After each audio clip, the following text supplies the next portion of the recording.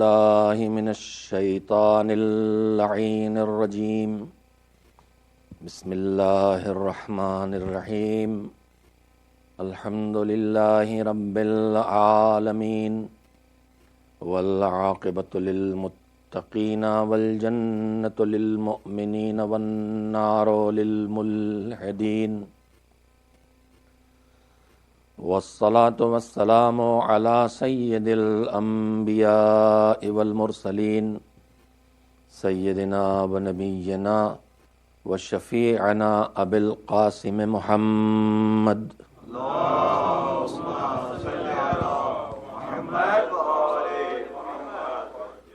وآله الطيبين الطاهرين المعصومين المظلومين، واللعنة الدائمة الباقية على أعدائهم أجمعين من الآن إلى يوم الدين. أما بعد، فقد قال الله سبحانه وتعالى في كتابه المبين وهو أصدق الصادقين وقوله الحق. بسم الله الرحمن الرحيم. فأقم وجهك للدين حنيفا فطرة الله التي فطر الناس عليها لا تبديل لخلق الله ذلك الدين القيم ولكن أكثر الناس لا يعلمون. صلوات بھیجیں محمد و آل محمد.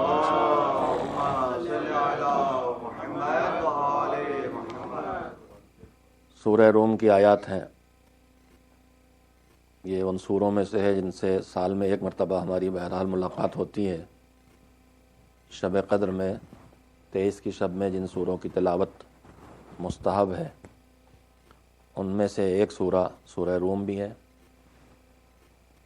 اس سورہ میں پروردگار عالم نے پیغمبر خدا حضرت محمد مصطفیٰ صلی اللہ علیہ وآلہ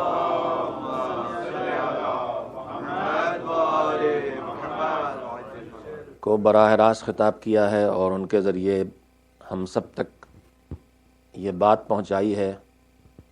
ارشاد یہ ہے کہ پیغمبر آپ اپنا چہرہ، اپنا رخ دین کی طرف موڑ لیں. پورا وجود، آپ کی پوری زندگی دین کی طرف اس کا رخ ہو. وہ دین جو دین حنیف ہے، جس میں کسی طرح کی کجی، کسی طرح کی کمزوری، کسی طرح کی کمی نہیں ہے.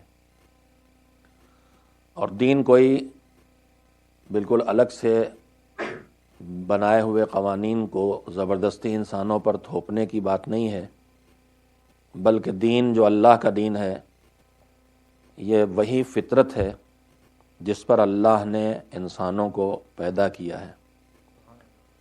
اور پھر ایک اور قانون الہی کا اعلان ہوتا ہے کہ لا تبدیل لخلق اللہ.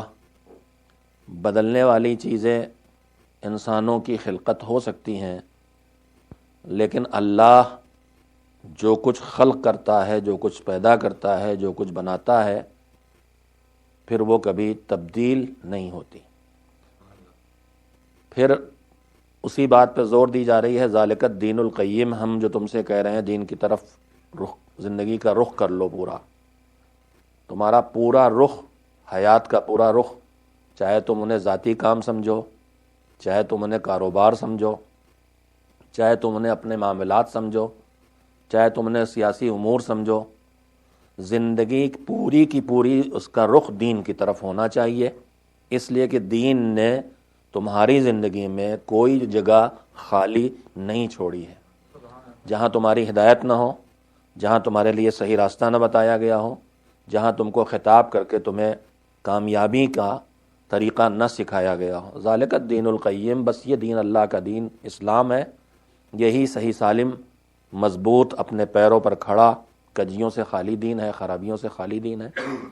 اس کے بعد پروردگار عالم کہتا ہے کہ یہ دین جو ہم نے عطا کیا ہے یہ قیم ہے، یہ درست ہے، یہ صحیح ہے، اس میں کوئی کمی نہیں ہے، اس میں کوئی نقص نہیں ہے، اس میں کوئی چیز تبدیل ہونے والی نہیں ہے، نہ ہونے کی ضرورت ہے. قیامت تک اس کو اسی طرح سے باقی رہنا ہے. وَلَكِنَّ أَكْثَرَ النَّاسِ لَا يَعْلَمُونَ. مگر اکثر لوگ اس بات کا علم نہیں رکھتے، اس بات کو نہیں جانتے. میں نے آپ کی خدمت میں عرض کیا تھا 2-3 شبیں جو پچھلی گزری ہیں کہ عام لوگ تو چھوڑیے، جو ہم دعوے دار ہیں دین کے کہ ہم مسلمان ہیں، ہم اسلام کو قبول کرتے ہیں، ہم مومن ہیں، ہم شیعہ اثنا عشری ہیں، ہم دین خدا کو قبول کرتے ہیں، مذہب اہل بیت کو قبول کرتے ہیں، خود ہم میں سے بہت سے لوگ ہیں جو دین کے مسائل کو نہ سمجھ پانے کی بنیاد پر دین میں کمی محسوس کرتے ہیں، دین میں چینجز کا مطالبہ کرتے ہیں۔ میں نے آپ کی خدمت میں بات کہی تھی کہ دین میں کسی بھی طرح کی ہماری طرف سے کمی زیادتی کی کوئی ضرورت نہیں ہے۔ دین میں اتنی لچک ہے، دین میں اتنی لچک ہے کہ دین اپنے آپ کو چھوڑ دینے کو بھی دین کہتا ہے۔ یہ جملہ میں نے آپ سے 2-3 دن پہلے کہا تھا کہ نماز پڑھنا دین ہے، لیکن کچھ ایسے حالات انسانی زندگی میں آ سکتے ہیں جہاں نماز پڑھنا دین نہ رہ جائے، نماز نہ پڑھنا دین بن جائے۔ تقیہ کی منزل میں نے عرض کیا تھا، یا بیماری میں روزہ رکھنا دین ہے، لیکن بیماری پیدا ہوتی ہے روزہ رکھنے سے، یا بیماری مستقل بڑھتی ہے روزہ رکھنے سے، تو یہاں پر روزہ رکھنا دین نہیں ہے، روزہ نہ رکھنا دین ہے۔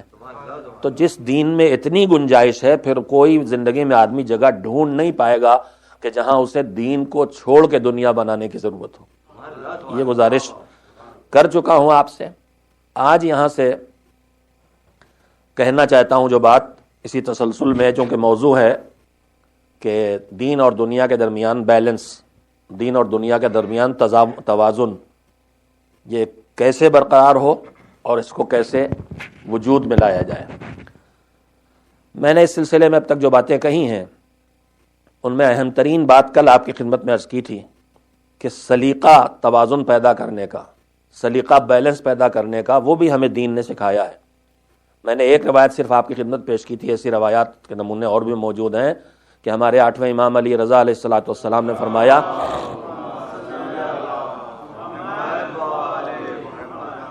کہ اپنے وقت کو 4 حصوں میں تمہیں بانٹنا ہے۔ میں نے کل کہہ دیا تھا کہ 4 حصوں کا مطلب یہ نہیں کہ 25% ہر ایک کو دیا جائے، وہ آپ کے حالات پہ ہے۔ 4 حصے کیا ہیں؟ ایک اللہ سے رابطے کے لیے، ایک اکیلا رہنے کے لیے نہیں پیدا ہوا ہے لہذا دوسرے انسانوں سے رشتے کے لیے، اور ایک اپنی روزی کے حصول کے لیے، اور ایک اللہ کی نعمتیں جو ہمیں ملی ہیں جن میں لذت ہے ہمارے لیے، جن میں مزہ ہے ہمارے لیے، ان لذتوں میں حلال لذتوں کو اپنانے تک کے لیے اور ان کا لطف اٹھانے کے لیے بھی وقت نکالا جائے۔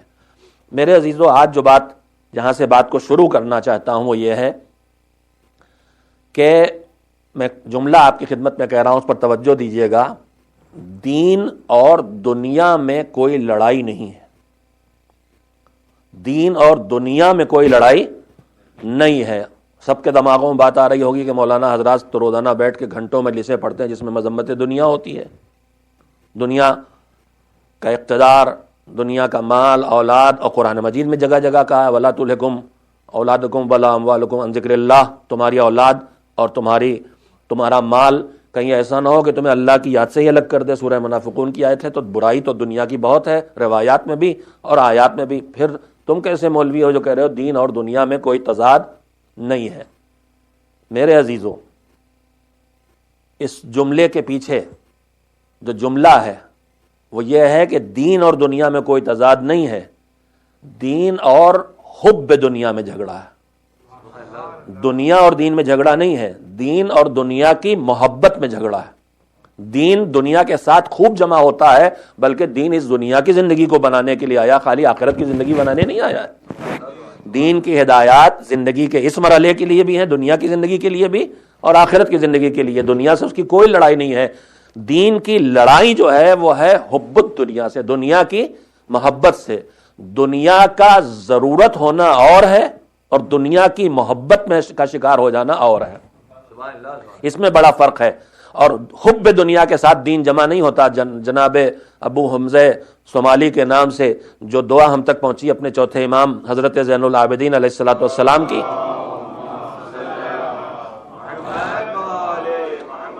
اس کا ایک جملہ ہے بسم اللہ الرحمن الرحیم وَأَخْرِجْ حُبَّ الدُّنْيَا مِنْ قَلْبِي وَاجْمَعْ بَيْنِي وَبَيْنَ الْمُصْطَفَى وَآلِهِ خِيرَةِ خَلْقِكَ۔ مولا کیا دعا کر رہے ہیں کہ پروردگار اخرج حب الدنیا من قلبی، پیسے کی محبت، پوسٹ کی محبت، اقتدار کی محبت، کرسی کی محبت، یہ جو دنیا کی قسمیں ہیں ان کی محبت میرے دل سے نکال دے. یہ میری ضرورت ہے، پیسہ میری ضرورت ہے، روزی میری ضرورت ہے، گھر میری ضرورت ہے، گاڑی میری ضرورت ہے، مگر انہیں ضرورت رہنے دے، یہ ان کی محبت کا شکار نہ ہو جاؤں میں. کچھ لوگ ہوتے ہیں نا جو، میں تنظیم المکاتب کے بہانے اللہ نے توفیق دی ہے کہ ہندوستان کے گوشے گوشے میں جہاں مومنین آباد ہے وہاں حاضری دی ہے، اور انڈیا میں کہتا ہوں یہاں بھی آپ سمجھ لیں گے، ہمارے ہاں بہت سی ٹیلی فون کمپنیاں ہیں، ان میں سے ایک ایئرٹیل اس کا نام ہے. تو ایئرٹیل والے اپنا ایڈ جو دیتے ہیں وہ دیتے ہیں، دکھلاتے ہیں پہاڑ کی بلندیوں پر برفباری ہو رہی، اس میں بھی بچہ ہے، ان کے پیچھے سفید سا کتا پیچھے مثالیں ان کی وہی ہیں، سمندر کے کناروں پر، جنگلوں میں، ہر جگہ. تو دکھلاتے ہیں کہ ایئرٹیل ہے جہاں نیٹ ورک ہے وہاں. نہیں، ہمارا نیٹ ورک بڑا مضبوط ہے. تو میں کہہ سکتا ہوں کہ مومن اور شیعہ ہے جہاں انڈیا میں، تنظیم المکاتب ہے وہاں انشاءاللہ. ایک صلوات بھیجیں محمد والے محمد پر.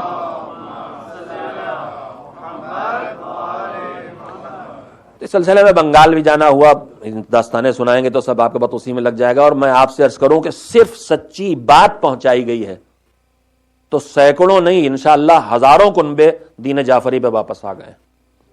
ائمہ طاہرین نے ہم سے کہا بھی یہی ہے کہ تمہیں خالی ایک کام کرنا، ہماری بات ان تک پہنچاؤ بس، اس کے بعد وہ بات خود اثر کرے گی.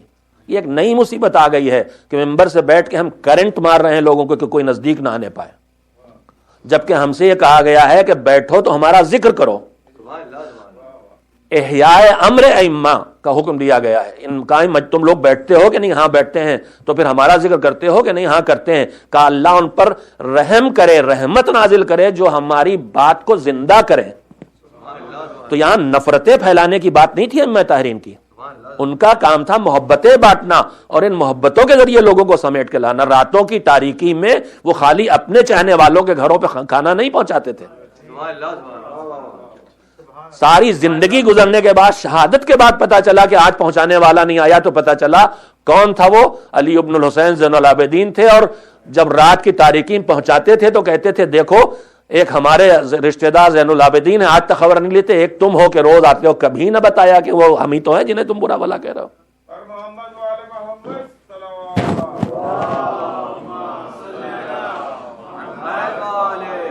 یہ ممبر اللہ کی بات پہنچانے کے لیے ہے، نبی کی بات پہنچانے کے لیے، ائمہ طاہرین کی بات پہنچانے کے لیے. کبھی کبھی اس ممبر سے کہا جاتا اب یہ میرا عقیدہ ہے، سنیے. آپ ہوتے کون ہیں اپنا عقیدہ اس ممبر سے بتانے والے؟ اپنی بات کہنا، اپنے ڈرائنگ روم میں جائیے، بیٹھیے، وہاں جتنی باتیں کہنا کہیے. یہ ممبر آپ کی بات کہنے کا نہیں ہے، یہ ممبر اللہ کی بات کہنے کی جگہ ہے، نبی کی بات کہنے کی جگہ ہے، امام کی بات کہنے کی جگہ ہے. اور ایک جملہ اور اب ہمیں بھی کہنا ہی پڑتا ہے، جہاں کسی خطیب اور کسی شاعر نے کہا یہ عقیدے کا شعر ہے، سمجھ لیے آپ کا کسی عقیدے کو بگاڑنے والا شعر آنے والا ہے، یا منکر نکیر کے سوال کا انکار ہونے والا ہے، یا قبر کے عذاب کا انکار ہونے والا ہے، یا صراط کا، کہیں نہ کہیں کسی نہ کسی عقیدے پہ حملہ ہونے والا ہے، یا توحید میں کہیں چھوٹی سی خراش لگانے کی کوشش کی جانے والی، کچھ نہ کچھ ہونے والا. جہاں دیکھیے عقیدے کی بات ہے، با ہوشیار ہو جائیے کہ اپنے عقیدے کو بچا کے بیٹھیے. جیسے کچھوے نہیں سر اندر کر لیتے ہیں، اتنی دیر کے لیے کان بند کر لیجئے، ورنہ عقیدہ بگاڑنے کا شعر ہوگا، عقیدہ بنانے کا شعر نہیں ہوگا. سوائے ان شعراء کرام کے جو واقعاً شعراء ہیں، یہ باتیں وہ کرتے ہیں جو شعراء نہیں ہیں. دو قسم، ایک شاعر ہے اور ایک متشاعر. ایک شاعر ہوتا ہے اور ایک صرف پڑھنے والے جو اپنے کو شاعر بتاتے ہیں، جیسے نہیں جو پڑھ رہے ہیں کلام اور مقطع بھی پڑھ رہے ہیں کہ کس کا کلام، اور اللہ نے درد دیا. ایک نسل ہمارے درمیان ہے جو دوسروں سے خوشامد کر کے شعر کہلواتی ہے اور اس کے بعد اسے بیٹھ کے ممبروں سے کیش کراتی ہے. خیر، بات سے بات نکلتی جائے گی. تو میں عرض یہ کر رہا تھا کہ حب دنیا کا شکار ہونا خطرناک ہے. اللہ کی محبت، دین کی محبت، اللہ کی محبت، پیغمبر کی محبت، ائمہ طاہرین کی محبت دنیا کی محبت کے ساتھ جمع نہیں ہو سکتی. اس میں نے بتانا چاہا تھا کہ بنگال جب گیا تو وہاں ہمیں ایک مسل سننے کو ملی، حب دنیا کی مثال دے رہا تھا. مسل یہ سننے کو ملی بنگالی زبان میں کہ 3 طرح کے لوگوں کا ذکر کیا کہ وہ اس میں برباد ہیں. کون کون؟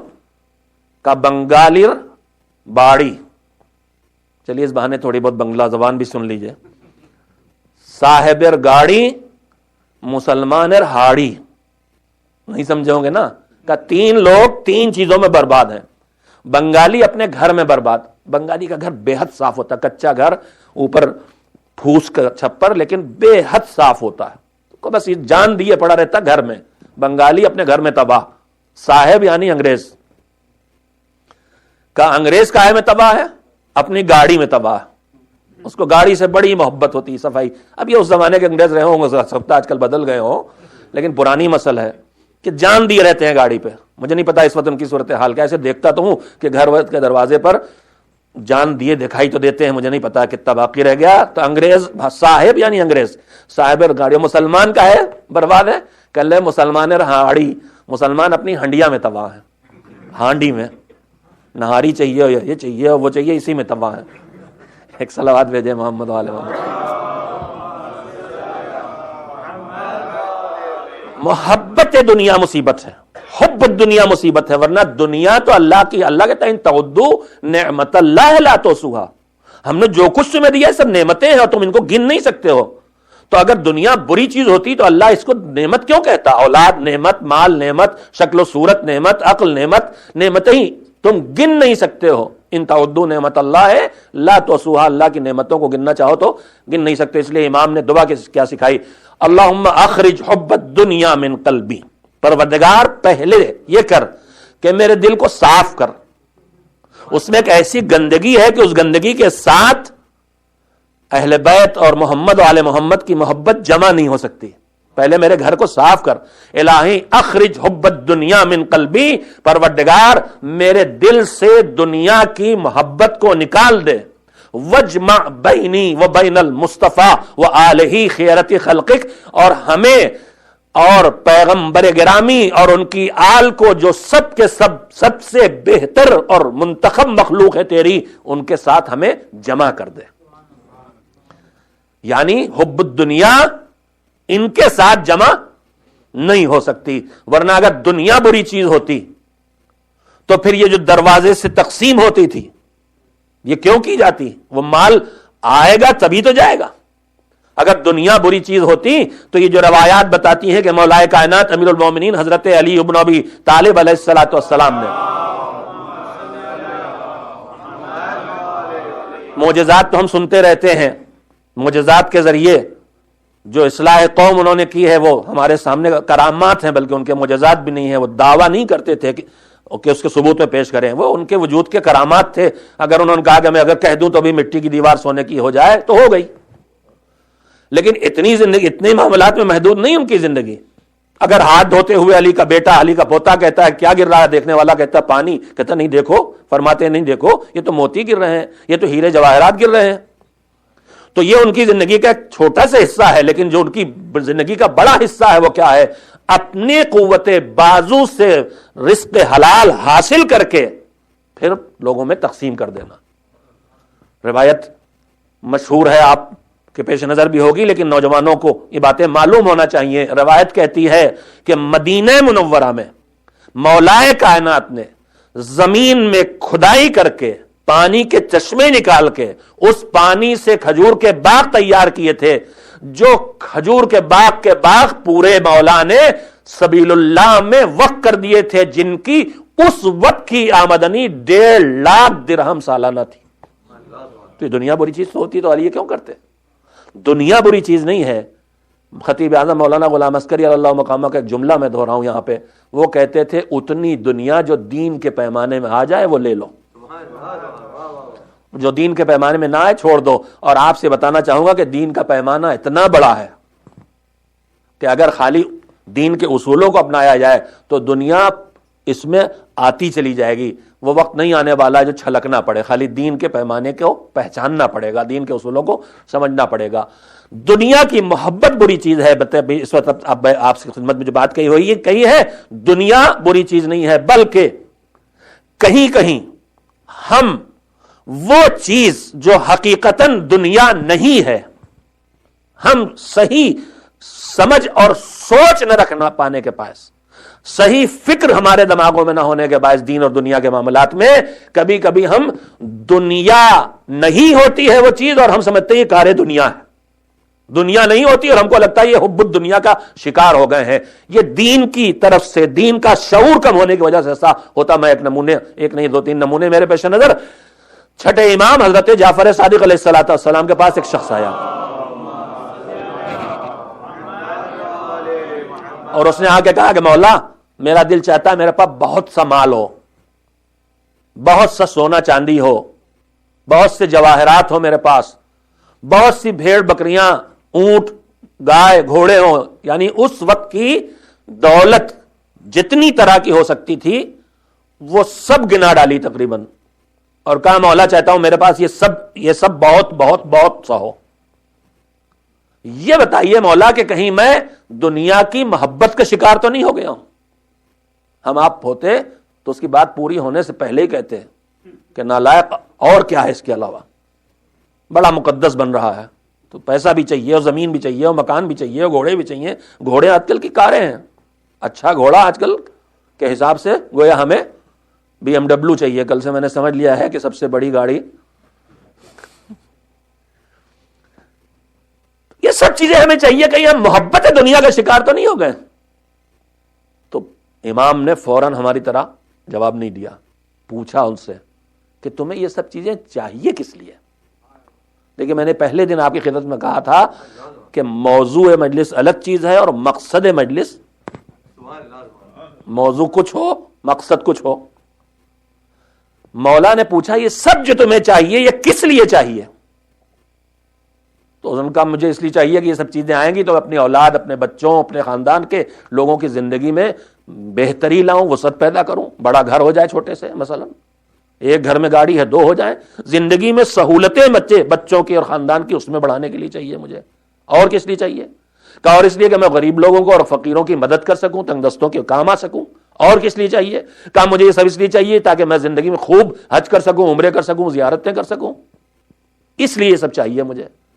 تو جواب میں امام نے فرمایا کہ تیرے دل میں یہ دنیا کی محبت نہیں پیدا ہوئی ہے, یہ تو تیرے دل و دماغ میں فکر آخرت پیدا ہوئی ہے. اس باریکی کو ہم محسوس کریں. دنیا کی محبت کا شکار ہوں گے تو ہمارے مال سے خمس واجب ہوگا, نہیں نکلے گا. دنیا کی محبت کے شکار ہوں گے ہمارے مال میں زکوٰۃ واجب ہوگی, نہیں نکلے گی. دنیا کی محبت کے شکار ہوں گے مراکز کو ہمارے تعاون کی ضرورت ہوگی, ہم نہیں دیں گے, یہ محبت دنیا کی دلیل بن جائے گی. لیکن ہماری ساری ضرورتیں پوری ہونے کے بعد جو بچا اب اس میں سے خمس دینے میں ہمیں کوئی پریشانی نہیں ہو رہی. اس کا مطلب دنیا ہماری زندگی کی ضرورت ہے, محبت نہیں بنی ہے.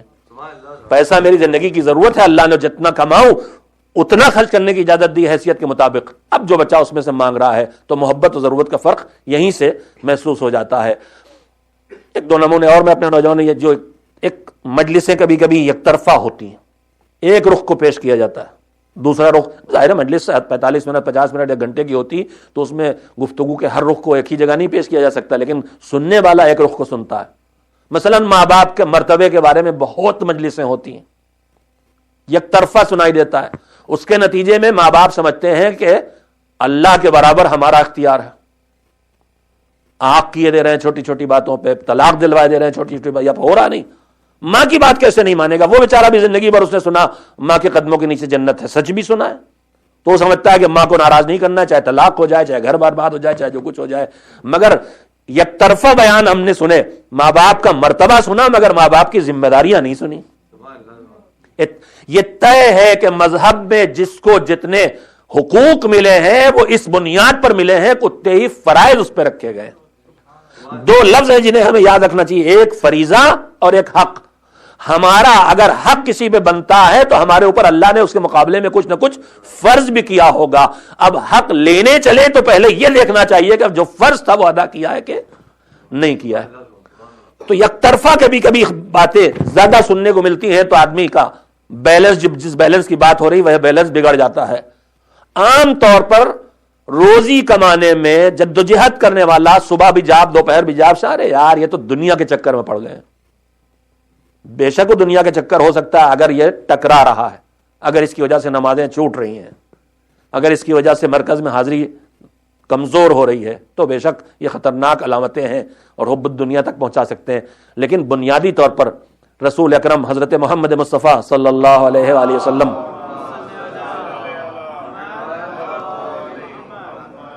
نہیں اتنے کم لوگ نہیں ہیں کہ اتنی ہلکی صلوات ہو، کمزور بھی نہیں کوئی.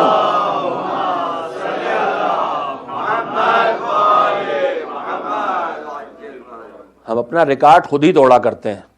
پہلے دن زیادہ لوگ، دوسرے دن اس سے کم، تیسرے دن اس سے کم. اگر 10 دن پڑھیں تو 10ویں دن شاید خود ہی فرش بھی بچھائیں اور خود ہی فرض بھی اٹھائیں. ایک صلوات اور بھیجیں محمد علیہ.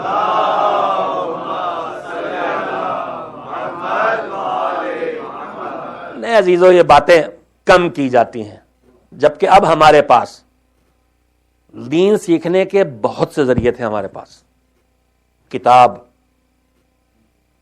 استاد، مدرسہ، محلے کے پیش نماز، محلے کے بزرگ، ماں باپ، یہ سب دین سیکھنے کا ذریعہ تھے. کچھ ماں باپ سکھاتے تھے، کچھ جس میں ماں باپ بھی کمزور ہوتے تھے ان میں وہ محلے کے بزرگ کام آیا کرتے تھے. پورے محلے کے دادا، پورے محلے کے نانا، ان کا ڈنڈا بھی ان کے ہاتھ میں ہوتا تھا. ان کو قطعاً کسی سے اجازت لینے کی ضرورت نہیں تھی، وہ صاحب اختیار تھے. اگر ایک ڈنڈا انہوں نے مارا تو ماں باپ کہتے تھے 5 اور ماریے. اختیار دے رکھا تھا. مسجد کے مولانا صاحب محترم تھے، ان کو حق حاصل تھا بچے کو ٹوک دیں. آج صورتحال جہاں ہم زندگی بسر کر رہے ہیں وہاں صورتحال یہ ہے کہ ماں باپ خود ہی بچے کو نہیں ٹوک سکتے ہیں ورنہ پولیس آ جائے گی. تو اب یہاں سکھانے کا ذریعہ کیا بچا؟ نہ مدرسہ رہ گیا. سنڈے اسکول ہے مگر میرے عزیزو بہت کم ہے. اتنا کم وقت کسی بھی کام پہ دیا جائے گا تو وہ ہو نہیں پائے گا ٹھیک سے. سنڈے اسکول تو صرف آپ کا سہارا ہے، باقی 6 دن آپ کو گاڑی چلانا ہے. چھوڑ نہ دیجئے اس کو، وہ سہارا ہے، اس کو بیس بنا لیجئے اور اس کے ارد گرد عمارت کھڑی کرتے رہیے. ورنہ ہفتے میں 1 دن پھر شکایت کرنا اتنے دن ہو گئے ہمیں بچوں کو کچھ نہیں آتا ہے. آپ خود کوئی بھی علم حاصل کرنے چلیے، ہفتے میں 1 دن پڑھیے، دیکھیے کیا حشر ہوتا ہے. وہ تو ابھی بچے ہیں، ان کے کھیلندرا پن ہے، سنجیدگی نہیں. ان کو تو پکڑ کے بٹھانا ہی ایک کام ہے. تو مولا، میں بات کو بات سے پھیلنے میں روکنا چاہتا ہوں. رسول اکرم تشریف فرما تھے، سامنے سے ایک جوان گزرا،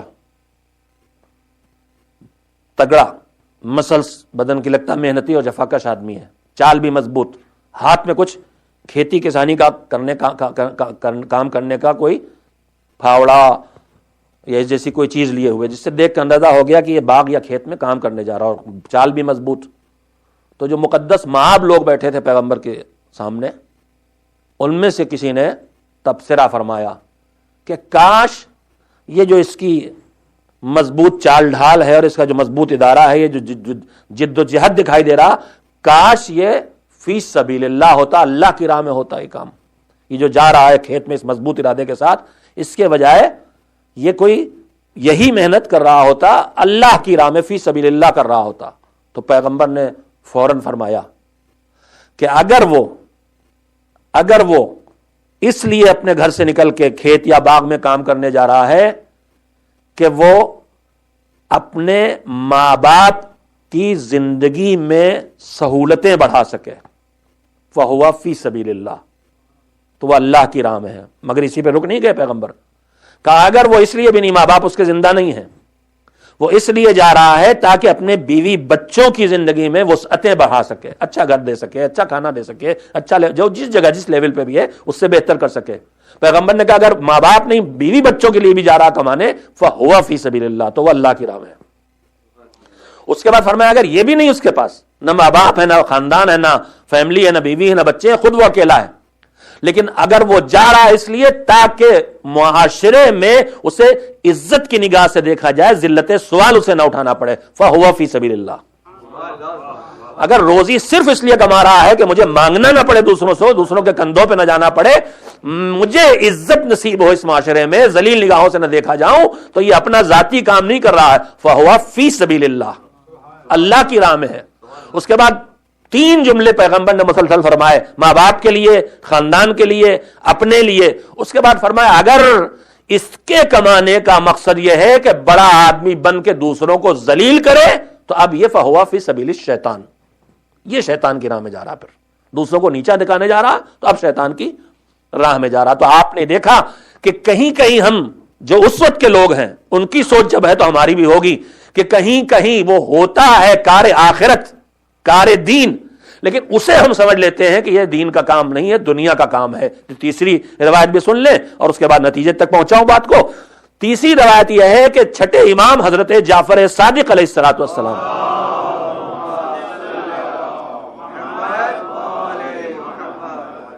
کہ اصحاب میں ایک صحابی تھے، چاہنے والے تھے، جو ہمیشہ امام کے پاس آیا جایا کرتے تھے، کچھ دنوں کے لیے وہ غائب ہو گئے۔ ہمارے ہاں بھی ایسی کوئی آمد و رفت ہو اور غائب ہو جائے تو عام طور پر یہی ہوتا ہے کہ دماغ خراب ہو گیا، اب ہماری ضرورت نہیں رہی۔ ہم 36 باتیں سوچ ڈالتے ہیں نگیٹو، ایک پازیٹو بات نہیں سوچ سکتے کہ ذرا پلٹ کے دیکھیں کسی پریشانی کا شکار تو نہیں ہے۔ جب وقت پڑا تھا تو آئے تھے ہمارے پاس، اب ہم کہاں رہ گئے کسی کام کے، اب ہمارے پاس کیوں آئیں گے؟ یہ سب سوچ ہمارے درمیان ہے، جبکہ ایک پازیٹو تھنکنگ پہلے آنا چاہیے۔ مستقل آنے والا نہیں آیا، پوچھ تو لے، خیریت تو ہے، ٹھیک تو ہے، کیا بات ہے، کیوں نہیں آیا؟ تو امام کے پاس آنے جانے والا ایک آدمی کچھ دنوں جب نہیں آیا تو امام نے اس کے کسی ساتھی اور دوست سے پوچھا کہ فلاں شخص آیا کرتا تھا، وہ کیوں نہیں آیا؟ ایک بات میں اپنے نوجوانوں اور بچوں کے لیے وضاحت کر دوں کہ ایک الجھن ہمارے دماغوں میں پیدا ہو سکتی ہے کہ امام پوچھ کیوں رہے ہیں۔ بہت سے ایسے واقعات ہیں جہاں پر ائمہ سوال کرتے تھے، یہ الجھن اس لیے پیدا ہوتی ہے اب ان کو اللہ سے علم ملا ہوا تھا تو وہ پوچھتے کیوں ہیں؟ انہیں تو معلوم ہے کیا ہے، تو پوچھ کیوں رہے ہیں؟ تو اس سلسلے میں عرض کرنا چاہوں گا میرے اپنے بچوں سے اور نوجوانوں سے کہ دیکھیے، ایک تو پوچھنے والا وہ ہوتا ہے جو سوال کرتا ہے، کوشچن کرتا ہے اس لیے کہ نہیں جانتا، اپنی جہالت کو دور کرنے کے لیے۔ لیکن جاہل کی دو قسمیں ہوتی ہیں، ایک وہ ہوتا ہے جو نہیں جانتا لیکن یہ جانتا ہے کہ میں نہیں جانتا، ایک جاہل وہ ہوتا ہے جو نہیں جانتا اور یہ بھی نہیں جانتا کہ وہ نہیں جانتا ہے۔ اس کو جہل مرکب کہتے ہیں، مکسچر ہے، یہ ڈبل جہالت ہے، ایک چیز ان کو معلوم بھی نہیں ہے اور اس کے بعد قابلیت ماں بھی یہ ہے کہ سمجھتے ہیں مجھے معلوم بھی ہے، اپنی جہالت سے بھی باخبر ہیں۔ تو ائمہ ایک کبھی کبھی اور بھی وجہیں ہوتی ہیں سوال کرنے کی، تو اب جو نہ جاننے والا جاننے کے لیے پوچھتا ایک، دوسرے یہ کہ سامنے والا نہیں جانتا ہے، اس کی جہالت کو ختم کرنے کے لیے اسے پوچھنا پڑتا ہے تاکہ اس کی جہالت دور کر دے۔ اور کبھی کبھی سوال کرنے کی ایک تیسری وجہ بھی ہوتی ہے کہ جس آدمی کو جو معلوم ہے اس کے علم کے مطابق اس کا عمل نہیں دکھائی دے رہا۔ میں لفظوں میں بات کہہ رہا ہوں، پتہ نہیں آپ تک پہنچ پا رہی نہیں، کہ ایسا نہیں کہ وہ جاہل، سامنے والا جاہل ہے، وہ جانتا بھی ہے اور یہ بھی جانتا ہے کہ اسے نہیں معلوم، لیکن صاحب علم ہونے کے باوجود، یعنی جاننے کے باوجود، اس کا عمل اس علم کے خلاف ہوتا ہے۔ مثلا ہم نے دیکھا ایک نوجوان ایک بزرگ آدمی سے بدتمیزی کر رہا، ہمارے محلے کے بزرگ ہم جانتے ہیں، یہ باپ ہیں، یہ بیٹے ہیں، بیٹا باپ سے بدتمیزی کر رہا ہے تو ہم نے اس سے پوچھا یہ کون ہے جس سے تم ایسے بات کر رہے ہو؟ تو یہ جو ہم پوچھ رہے ہیں کون ہے، کہ ہمیں نہیں پتا، یہ ان کے ابا ہیں، ہمیں پتا ہے، لیکن اس کو بھی پتا ہے جس سے ہم پوچھ رہے ہیں، لیکن اس کا عمل اس کے مطابق نہیں ہے۔ میرے عزیزو، بہت قابل غور ہے کہاں کہاں ہمارا عمل ہمارے عقائد اور ہمارے علم اور ہمارے ایمان کے مطابق نہیں ہوتا ہے، تو امام متوجہ کرنے کے لیے پوچھتے ہیں۔ آنے والا آتا تھا ہمیشہ، نہیں آیا تو امام نے اس کے دوستوں میں سے کسی سے پوچھا کہ بھائی فلاں ہمیشہ آیا کرتا تھا، آج کیوں نہیں آیا، کیا بات ہو گئی؟ تو جواب دینے والے نے جواب دیا کہ آج کل وہ عبادت پہ لگا ہے۔ میں نے پہلے بھی آپ سے ایک جملہ کہا تھا کہ ہماری نگاہوں میں عبادت کا مطلب 2-4-10 خاص اعمال، نماز، روزہ، تلاوت، حج، زکوٰۃ، عمرہ، مجلس، ماتم، یہ سب عبادت ہے، اور روزی کمانا اور مومنین سے ملنا جلنا اور بیٹھ کے ہنسی مذاق کرنا، خوش مزاجی کرنا، یہ ہمارے خیال میں ہمارے ذاتی کام عبادت نہیں ہے۔ اور میں پہلے دن آپ سے کہا تھا کہ اللہ نے ہمیں اپنی عبادت کے لیے بنایا ہے، تو اتنا محدود دائرہ عبادتوں کا نہیں ہو سکتا، ہمارا ڈیزائن اس طرح ہونا چاہیے کہ ہماری زندگی کا ہر لمحہ اس کی عبادت بن سکے۔ اس نے یہ ڈیزائن کیا ہے ہمارا، ہم اس کا استعمال نہ کریں وہ ہماری خرابی ہے، کمزوری ہے۔ میں نے جملہ کہا تھا، ایک چھوٹا سا جملہ، آپ دیکھیے کتنی آسانی سے آدمی عبادت بنا سکتا ہے۔ کبھی کبھی آدمی کا تھکن، جیسے آپ پہ طاری ہے، تھکن آ جاتی ہے، اس کا نہ سننے کا دل چاہتا ہے، نہ بولنے کا دل چاہتا ہے، نہ کچھ کرنے کا دل چاہتا ہے۔ اس وقت نماز بھی پڑھنے کا موڈ نہیں، نافلہ نماز پڑھ ڈالیں، تھکن ہے بہت، تلاوت کا بھی دل نہیں چاہ رہا، کتاب پڑھنے کا بھی دل نہیں چاہ رہا، کچھ سننے کا بھی دل نہیں چاہ رہا، کچھ دیکھنے کا بھی دل نہیں چاہ رہا، کچھ نہیں کرنے کا دل چاہ رہا، آنکھیں بند کیے پڑا ہے۔ تو یہ بتائیے، نہ دیکھ رہا ہے، نہ سن رہا ہے، دل نہیں چاہ رہا، کچھ نہیں کر رہا، آنکھیں بند کیے پڑا ہے، آنکھیں بھی نہیں کام کر رہی ہیں، کان بھی اپنے طرف کر رکھے ہیں، کچھ سننا بھی نہیں چاہتا، کسی طرف توجہ نہیں ہے۔ بتائیے، سب جب بیکار ہو جاتے ہیں تو ایک چیز پھر بھی کام اپنا رکھتی ہے، 24 گھنٹے جاری رہتا ہے۔ دن میں جب وہ اپنا کام کرتی تو خیالات ادھر ادھر کے آتے ہیں، اور وہ چیز جب رات میں کام کرتی ہے تو خواب ادھر ادھر کے آتے ہیں.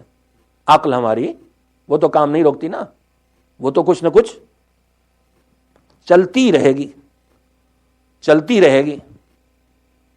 تو جب ہمارا ہاتھ سے عبادت کرنے کا دل نہ چاہے, جب ہمارا زبان سے تسبیح پڑھنے کا دل نہ چاہے, جب ہمارا کانوں سے تلاوت سننے کا دل نہ چاہے, ایسی کیفیت انسان پہ طاری ہوتی, یہ سب بھی ہو تب بھی دماغ تو سوچ رہا ہے نا اس موقع کے لیے. دیکھیے زندگی کو کیسی آسانی سے عبادت بنایا جا سکتا.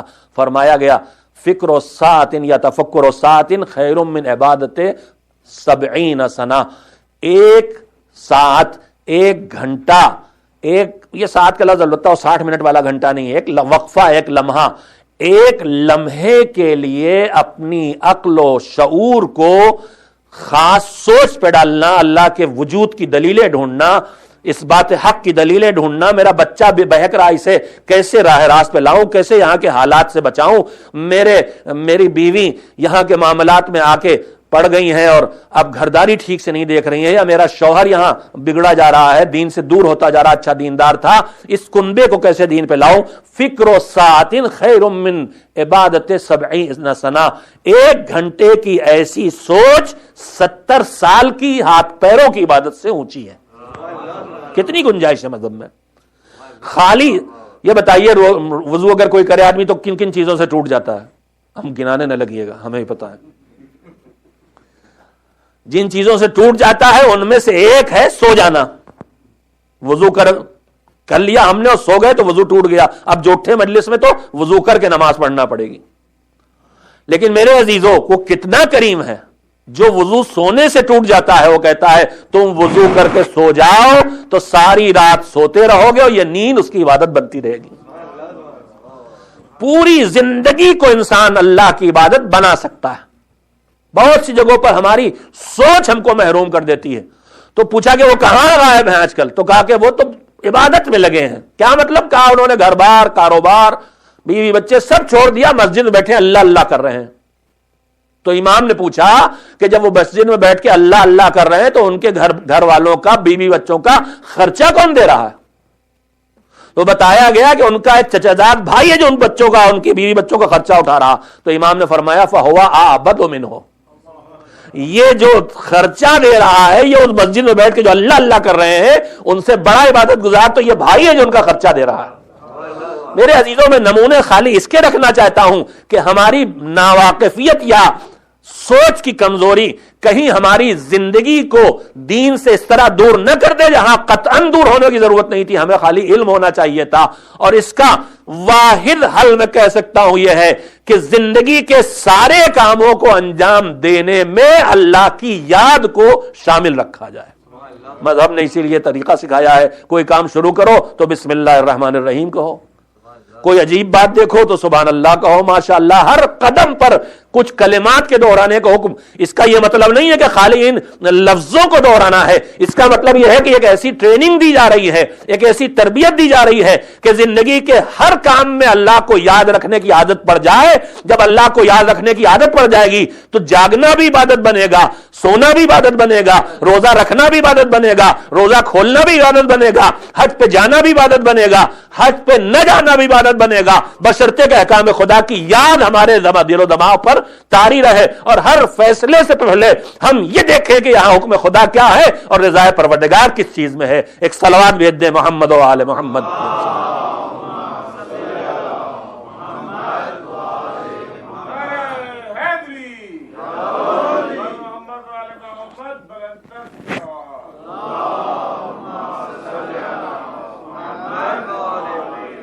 دنیا اور دین میں جھگڑا نہیں ہے, دنیا کی محبت اور دین میں جھگڑا ہے. اور جب ہو ہی جائے جھگڑا, آخرت اور دنیا میں کبھی جھگڑا ہو جاتا ہے. آخرت اور دنیا میں جھگڑا ہو جاتا ہے, یا آخرت بنے گی یا دنیا بنے گی. بے ایمانی کر کے کسی کا مال مار دیں, پارٹنرشپ میں لے کے بھاگ جائیں, دنیا بن جائے گی مگر آخرت نہیں بنے گی. 20 سال 30 سال کی شادی کو اس لیے توڑ دیں کہ اب شوہر بہت بڑا آدمی بن گیا ہے, اس کا سارا مال میری ملکیت بن جائے, تو دنیا بنے گی, آخرت نہیں بنے گی. اور غلط طریقوں سے دنیا بنتی نہیں ہے, حقیقتاً بگڑتی ہے, آدمی کو احساس نہیں ہوتا. سزا پاتا ہے آدمی کبھی اس کو احساس نہیں ہوتا. بس آخری بات کہ پوری زندگی میں ایک عادت ڈالنے کی ضرورت ہے. ہر قدم اٹھانے سے پہلے، ہر فیصلہ لینے سے پہلے، ہر کام کرنے سے پہلے اللہ کو یاد رکھنے کی عادت، تو پوری زندگی عبادت بن سکتی ہے. بس آخری بات سنیں، پیغمبر خدا حضرت محمد مصطفیٰ صلی اللہ علیہ وآلہ وسلم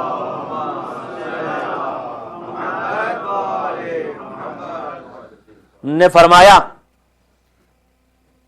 کہ اے ابو ذر، اے ابو ذر، اگر ہو سکے، کیا اس کے بعد فرمایا پیغمبر نے، وہ بعد میں بتاؤں گا، مگر آپ سے ایک سوال کرنا چاہتا ہوں. اگر پیغمبر اس جملے سے بات کو شروع کر رہے ہیں، جناب ابو ذر سے بات ہے، اور کہہ رہے ہیں اے ابو ذر اگر ہو سکے، اس کا مطلب کیا ہوا کہ کام کچھ کھیل نہیں ہے، کچھ آسان نہیں ہے. ورنہ جناب ابو ذر جیسے صاحب ایمان و تقوی اور صاحب معرفت صحابی سے جو ایمان کے 9ویں درجے پر ہیں، ان سے اوپر خالی ایک سلمان فارسی ہیں، ان سے پیغمبر یہ نہ کہتے کہ ابو ذر اگر ہو سکے، سیدھے وہ بات بتا دیتے جو کہنا تھی. ابو ذر جیسے سے یہ کہنا اگر ہو سکے، اس کا مطلب کام مشکل ہے. لیکن یہ کہنا کہ اگر ہو سکے، اس کا یہ بھی مطلب ہے کہ ناممکن نہیں ہے. ورنہ پیغمبر یہ کہتے ہی نہ کہ اگر ہو سکے، ہو ہی نہیں سکتا، پھر تو کہنے کی کیا بات. تو اگر ہو سکے ابو ذر سے کہہ رہے ہیں، لہذا 2 نتیجے اس کے نکلتے ہیں، کام مشکل ہے لیکن کام ناممکن نہیں ہے. اب کیا فرمایا، اے ابو ذر اگر ہو سکے تو تم جب کھانا کھاؤ تو کھانا کھاتے وقت یہ ارادہ کرو، یہ سوچو. ہم آپ کھانا کیوں کھاتے ہیں؟ بھوک لگی اس لیے، پیٹ بھرنے کے لیے، مزہ ہے کھانوں میں اس لیے، دعوت ہے، مومن بھائی نے بلایا ہے، ثواب ملے گا. دیکھیے کھا کے بھی ثواب ملتا ہے، خالی کھلائی کے نہیں ملتا. ادخال السرور فی قلب المومن ایک باقاعدہ ایک چیپٹر ہے کہ مومن کے دل میں خوشی کو داخل کرنا، اس کا ایک مستقل اجر ہے اور بہت بڑا ثواب ہے اس کا. کوئی بھی راستہ ہو، بس وہ حلال ہونا چاہیے. یہ نہیں کہ ادخال السرور کے لیے ٹکٹ لا کے پکڑا دیے. فرانس کے کسی شہر کا کہیں پڑھا تھا میں نے کہ میاں بیوی دونوں جاب پہ تھے، جب رات میں گھر پہ واپس آئے تو 2 ٹکٹ رکھے ہوئے تھے سنیما ہال کے کہ آپ دونوں کو ہماری طرف سے گفٹ ہے، جائیے فری میں سنیما دیکھیے. دونوں بہت خوش ہوئے، کون اللہ والا ہے، ان کی نگاہ میں تو اللہ والا ہی ہوگا، کون ہے جو ہم اتنا مہربان ہے. خوب اس کو دعائیں دیں اور گئے سنیما دیکھنے. اب سنیما دیکھ کے پلٹ کے آئے، گھر صاف ہو چکا تھا. ایک پرچی وہاں رکھی تھی کہ ہمارے گفٹ کے قبول کرنے کا شکریہ. تو آپ کی صلوات تو بارگاہ الہی میں جائے گی انشاءاللہ. بھیجیں ایک صلوات. بس آخری بات کہہ رہا ہوں کہ اے ابو ذر اگر ہو سکے. ہم آپ کھانا کس لیے کھاتے ہیں؟ پیٹ بھرنے کے لیے، بھوک مارنے کے لیے. بہت کم ہوں گے جو سوچتے ہوں گے کہ صحت برقرار رکھنے کے لیے. مذہب کی زبان میں ایک چیز ہے، قوت لا یموت، اتنا کھانا جو آدمی کو مرنے نہ دے. اتنا کھانا اگر یہ مل جاتا ہے تو شکر خدا. تو ہم تو کھانا کھاتے ہیں یا مزوں کے لیے کھاتے ہیں یا پیٹ بھوک کی، یہی سب وجہ ہوتی ہیں. ہم نے کبھی وہ سوچا جو پیغمبر کہہ رہے ہیں؟ ابھی میں پڑھتا ہوں جملہ، آپ خود سن لی، میں نے تو نہیں سوچا تھا. جناب ابو ذر سے کہا ہے ابو ذر اگر ہو سکے تو کھانا کھانے جب بیٹھو تو کھانے میں جو بھی تمہارے سامنے وہ نعمتیں ہیں اس پہ حمد اور شکر، وہ سب تو الگ ہے ہی، وہ ہدایات. اگر تم سے ہو سکے تو یہ سوچو کہ اس کھانے کے کھانے سے میرے بدن میں جو طاقت پیدا ہوگی، اس قوت و طاقت کا استعمال مالک تیرے احکام کے ادا کرنے میں کروں گا. ہے مشکل کام لیکن ناممکن نہیں ہے. آدمی اس حد تک جا سکتا ہے. دیکھیے اس نے پوری زندگی کو اس نظام سے بنایا ہے کہ آدمی جہاں چاہے، جو پہلی نگاہ میں واجب و مستحب نہیں ہے ان مباح کی فہرست میں ہے، ان مباح کی فہرست کے کاموں کو بھی انسان اللہ کو یاد رکھ کے اللہ کی عبادت کی منزل تک پہنچا سکتا ہے. شرط ایک ہے کہ دنیا کی محبت دل میں داخل نہ ہو، اور دوسری شرط یہ ہے کہ اللہ کی یاد سے آدمی غافل نہ رہے. شب جمعہ میں دعائے کمیل الحرم آپ پڑھتے ہیں، مولا کائنات کی دعا ہے، اس میں بہت سے مراحل ہیں. ایک معراج کی منزل آتی ہے دعاؤں میں، پھر معراج کی منزل آتی ہے، پھر معراج کی منزل آتی ہے. دعائیں اگر آپ پڑھیں تو بار بار اس میں اللہ سے تقرب کی منزلیں دکھائی دیتی ہیں. انہی میں سے ایک جگہ ہے یا رب یا رب یا رب بسم اللہ الرحمن الرحیم، یا رب یا رب یا رب اسألک بحقک وقدسک وعظم صفاتک واسمائک ان تجعل اوقاتی من اللیل والنہار بذکرک معمورا وبخدمتک موصولا. کبھی آپ نے غور کیا ان جملوں پہ؟ یا ربی یا ربی یا رب، دیکھیے اگر اللہ کو ہم پکاریں تو اس کو بہت سے 100 نام تو ہمارے پاس ہیں 99 نام، لیکن آپ اگر جوشن کبیر پڑھیں تو کتنے ہو جاتے ہیں نام، صفات کمال سب اس کے نام ہیں، 1000 ہو جاتے ہیں، اس کے اسما کو محدود نہیں کیا جا سکتا۔ اب اس میں اگر ہم اسے رحمان کہہ کے پکاریں تو ہمیں اس کی رحمت کا تصور آئے گا، لیکن اس وقت اس کی قدرت اور طاقت کا تصور نہیں آئے گا۔ قادر کہہ کے پکاریں تو اس کی قدرت اور طاقت کا تصور آئے گا، لیکن اس کے علم کا تصور نہیں آئے گا۔ عالم کہہ کے پکاریں تو اس کی سخاوت کا خیال نہیں آئے گا۔ پتہ نہیں میں آپ سے بات کہہ پا رہا ہوں کہ نہیں؟ جب اسے یا عالم کہہ کے پکاریں یا قادر کہہ کے پکاریں تو ایک ایک کمال، ایک ایک اس کا احسان جو ہمارے اوپر ہے وہ سامنے آئے گا۔ لیکن جب یا رب کہہ کے پکارتے ہیں، پالنے والا، تو پالنے کے لیے علم کی بھی ضرورت ہے، پالنے کے لیے رحمتوں کی بھی ضرورت ہے، پالنے کے لیے طاقت کی بھی ضرورت ہے۔ سارے کمالات الہیہ اس یا رب میں سمٹ جاتے ہیں، اور پھر اس میں وہی اپنا پن آ جاتا ہے بندے کی زبان پر۔ جیسے کوئی بچہ اپنے ماں باپ کو پکارتا ہے، ویسے ہی بندہ یا رب کہہ کے اس کو پکارتا ہے، میرے پالنے والے، اے میرے پالنے والے۔ 3 بار مولا نے پکارا، یا ربی یا ربی یا رب۔ پھر مانگ نہیں لیا ایک دم سے، اب قسمیں دینا شروع کی۔ اصلوں کا مجھ سے سوال، بحق کا، اصلوں کا کیا؟ بحق کا، وقدس کا، اسماء کا، صفات کا، 4 چیزیں، تیرے حق کی قسم، تیرے قدس کی قسم، تیرے اچھے ناموں کی قسم۔ یعنی پہلے 3 بار پکارا وہ بھی یا رب کہہ کے، پھر قسمیں دلائی گویا ایک طرح سے ان کے حق میں، ان کے حق میں، تجھے اس کا واسطہ، اس کا واسطہ، اس کا واسطہ۔ اس کے بعد دعا کیا ہے؟ اے میرے مالک، میری زندگی کے دن اور رات کے ہر لمحے کو اپنی یاد سے آباد کر دے، بے ذکر کا معمورہ اور بے خدمت کا موصولہ، اور میری زندگی کے شب و روز کے ہر لمحے کو اپنی خدمت سے ملا دے۔ علی کا یہ جملہ بتا رہا ہے کہ نہیں کہ جب تم 24 گھنٹے اللہ کو یاد رکھنے کی عادت ڈالو گے تو کام تمہارے ہوتے چلے جائیں گے اور عبادت پروردگار عالم کی ہوتی چلی جائے گی۔ ایک صلوات بھیج دیں محمد و آل بس۔ میں نے آج آپ کی خدمت میں اتنی بات کہنا چاہیے ہے کہ 2 چیزیں دھیان رکھیں۔ ایک، حب الدنیا دل میں نہ پیدا ہونے پائے۔ پیسہ کمائیے، خوب کمائیے، مگر محبت نہ پیدا ہونے پائے۔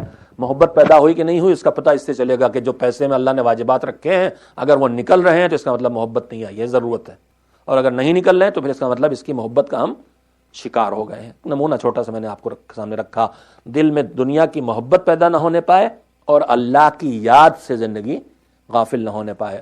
ہم جن کے احسانات کبھی نہیں چکا سکتے، ایک احسان بھی نہیں چکا سکتے، یعنی محمد و آل محمد علیہ السلام، اور ان میں پھر کربلا والے، اور پھر ان میں کربلا والے، انہوں نے جو ہمیں اسباق حیات دیے ہیں، زندگی کے ہر موڑ پر ان کی ہدایت موجود ہے، اور زندگی کے ہر مرحلے کے لیے ان کی طرف سے روشنی موجود ہے۔ ان میں سے ایک مسئلہ کربلا والوں کا یہی ہے کہ انہوں نے زندگی کے ہر مرحلے میں اللہ کو یاد رکھنے اور نظام الہی کو برقرار رکھنے کی بات کی بھی ہے اور کہی بھی ہے۔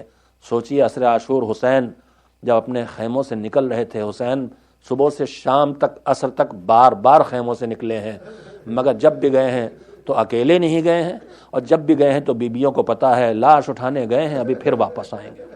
حسین کو بھی پتہ ہے میں جنازہ لے کے واپس آؤں گا، چاہے مجھے اکبر کا جنازہ لانا پڑے، چاہے مجھے بچپن کے دوست حبیب کا، مگر میں وہ لے کے واپس آؤں گا۔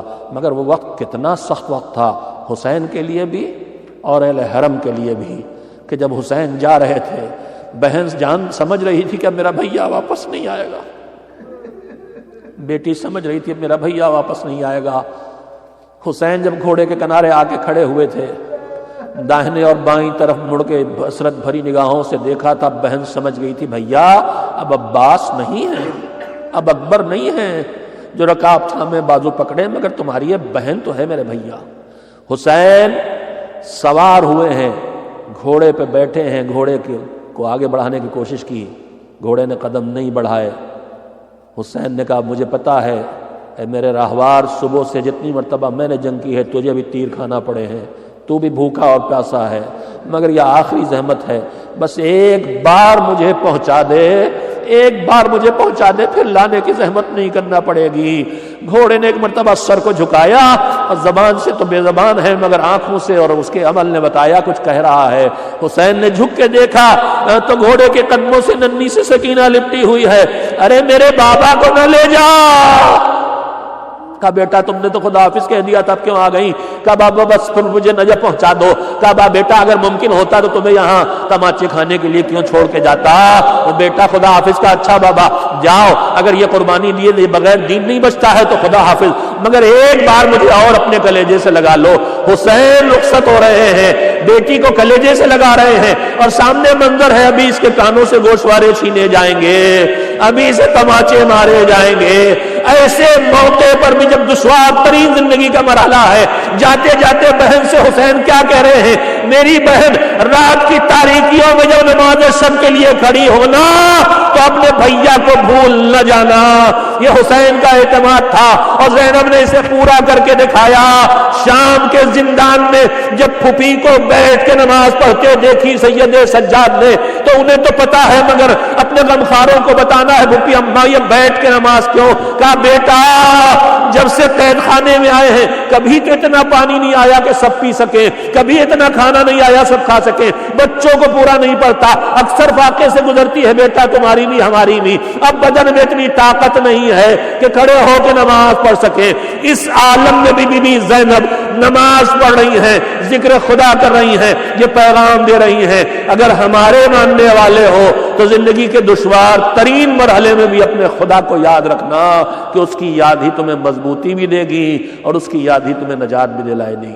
وَسَيَعْلَمُ الَّذِينَ ظَلَمُوا أَيَّ مُنقَلَبٍ يَنقَلِبُونَ أَلَا لَعْنَةُ اللَّهِ عَلَى الْقَوْمِ الظَّالِمِينَ۔ پروردگارا محمد و آل محمد علیہ السلام کا واسطہ ہماری اس مختصر سی عزاداری کو اور عبادت کو قبول فرما۔ بار اللہ ہماری چھوٹی چھوٹی نیکیوں کو ساری کمیوں کے باوجود قبول فرما لے۔ بحق معصومین ہمارے بڑے بڑے گناہوں کو معاف فرما دے، ہمیں توفیق توبہ عنایت فرما۔ آئندہ زندگی میں بہتر سلیقہ حیات عطا کر، جو پچھلی زندگی کی غلطیاں ہیں ان کے دہرانے سے ہماری حفاظت فرما۔ بار اللہ ہمارے شعور اور بصیرت اور ایمان میں اضافہ فرما۔ مالک ہماری شعور، بصیرت اور ایمان کے تقاضوں کو عملی شکل میں پورا کرنے کی توفیق عنایت فرما۔ بار اللہ ہماری اگلی نسلوں تک اسی طرح ہمیں دین کو پہنچانے کی توفیق دے جیسے ہمارے بزرگوں نے قربانیاں دے کے ہم تک دین کو پہنچایا ہے۔ بار اللہ تجھے شہدائے کربلا کا واسطہ، زمین پر اس وقت پھر بازار شہادت گرم ہے معبود، یہ جو روز تیرا سجدہ کرنے کی سزا کے طور پر اور تیرے بندوں کی یاد کی سزا کے طور پر، بالخصوص عزاداری کی سزا کے طور پر جو گلے کاٹے جا رہے ہیں، جو بموں سے جسم کے ٹکڑے ٹکڑے اڑائے جا رہے ہیں، معبود انہیں کربلا کے شہداء کا جوار عنایت فرما۔ جو کنبے بے سہارا ہو گئے ہیں مالک ان کے لیے سہارا پیدا کر دے۔ بار الہ ہمیں شہداء کے بچوں اور ان کی بے سہارا کنبے کے سلسلے میں اپنی ذمہ داریوں کو پورا کرنے کی توفیق عنایت فرما۔ پروردگارہ پیغام محمد و آل محمد دنیا بھر میں پہنچانے اور پھیلانے کا حوصلہ اور وسائل اور توفیق عنایت فرما۔ الہی دشمنان دین کو نیست و نابود فرما، کفار و منافقین کو آپس میں ٹکرا کے دونوں کو فنا کر دے، تباہی لا دے ان کے اوپر۔ بار الہ محمد و آل محمد کے غلاموں کی حفاظت فرما۔ بار الہ زمانے کے میں عصر غیبت میں جو مومنین مومنات، جو علماء، جو خدام دین، جو مراجع تقلید اپنی ذمہ داریوں کو ادا کر رہے معبود، ان کی بالخصوص رہبر انقلاب اسلامی کی حفاظت فرما، جمہوریہ اسلامی کی حفاظت فرما۔ مالک محمد و آل محمد کے خدمت گزاروں کو چاہے کسی ملک میں ہوں چاہے کسی زبان کے بولنے والے ہوں، ان کی حفاظت فرما اور ان کے توفیقات میں اضافہ فرما۔ مالک زمانے کے امام کو ظہور کا حکم عنایت فرما، ہمیں اس لائق بنا کہ ہم ان کی خدمت میں حاضری دے سکیں اور ان کے ناصروں میں شامل ہو سکیں۔ ماتم حسین۔